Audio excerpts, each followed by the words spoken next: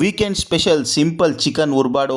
ಪಾತ್ರೆಗೆ ಬೆಣ್ಣೆ ಅಥವಾ ಎಣ್ಣೆನ ಹಾಕೊಂಡು ಕರಿಬೇವು ಮತ್ತೆ ಮೆಣಸಿಕಾಯಿನ ರೋಸ್ಟ್ ಮಾಡ್ಕೊಳ್ಳಿ. ಒಂದು ದಪ್ಪ ಈರುಳ್ಳಿನ ಸ್ಲೈಸ್ ಆಗಿ ಕಟ್ ಮಾಡ್ಕೊಂಡು ಆಡ್ ಮಾಡಿ ರಿಂಗ ರೋಸಾ ಅಂತ ಲೈಟ್ ಆಗಿ ಫ್ರೈ ಮಾಡ್ಕೊಳ್ಳಿ.